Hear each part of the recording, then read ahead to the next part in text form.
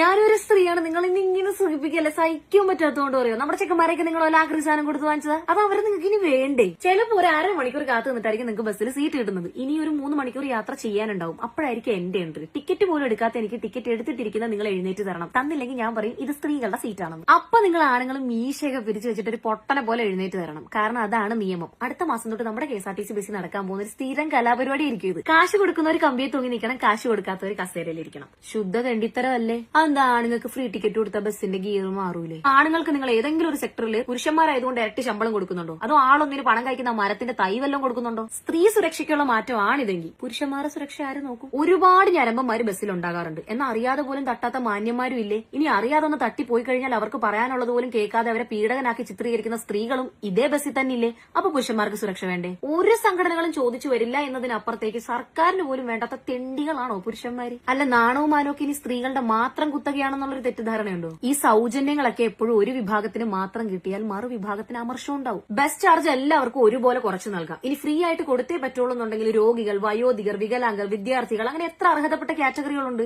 സ്ത്രീകൾക്ക് സാമ്പത്തിക ലാഭം ഉണ്ടാക്കി കൊടുക്കാൻ പുരുഷന്മാരിൽ നിന്ന് സ്ത്രീകൾക്ക് എന്തോ ഒലക്കയുടെ മൂടാണ് കൂടുതലുള്ളത്. സൗജന്യത്തിന്റെ പേരിൽ ആരെയും കുറ്റപ്പെടുത്തിയൊന്നുമല്ല. ചോദ്യം ചോദിക്കുന്നവരെയും വിയോജിക്കുന്നവരെ എപ്പോഴും വിമർശകരായിട്ട് കാണുകയും വേണ്ട. കാരണം ഇതൊരു വ്യക്തിയോടോ പാർട്ടിയോടോ അല്ല, നിയമത്തോടും നീതിയോടുമാണ്. നമ്മൾ ജീവിക്കുന്നത് ജനാധിപത്യ രാജ്യത്താണെങ്കിൽ നീതിയും സൗജന്യവും സംരക്ഷണവും കിട്ടേണ്ടത് ജനങ്ങൾക്കാണ്, സ്ത്രീകൾക്ക് മാത്രമല്ല. ഇന്ന് വർണ്ണത്തിലോ ജാതിയിലോ വിവേചനം ഇല്ലെങ്കിൽ പിന്നെ എന്തിനാണ് ലിംഗവിവേചനം? വേണ്ടി വന്ന തെങ്ങേ കയറാൻ അറിയാവുന്ന മിടുക്കികളും മീൻകറി വെക്കാൻ അറിയാവുന്ന മിടുക്കന്മാരുമുള്ള കേരളത്തിൽ ഇത്തരം ആനുകൂല്യങ്ങൾ പുതിയ തലമുറ അനുകൂലിക്കുന്നില്ല എന്നുള്ളതാണ് സത്യം. അധ്വാനിച്ച പൈസയ്ക്ക് ടിക്കറ്റ് എടുത്ത് ബസ്സിൽ യാത്ര ചെയ്യുന്ന എന്റെ അപ്പൻ ഒരു പുരുഷനായിരിക്കെ ഒരു സ്ത്രീ എന്ന ഞാൻ ഒരിക്കലും ഒരു ബസ്സിലും ഈ അന്യായ ആനുകൂല്യത്തിന്റെ പങ്കുപറ്റി ടിക്കറ്റ് എടുക്കാതെ യാത്ര ചെയ്യില്ല. വായ തുറന്ന് പറയണം, കണ്ണു തുറന്ന് കാണാൻ.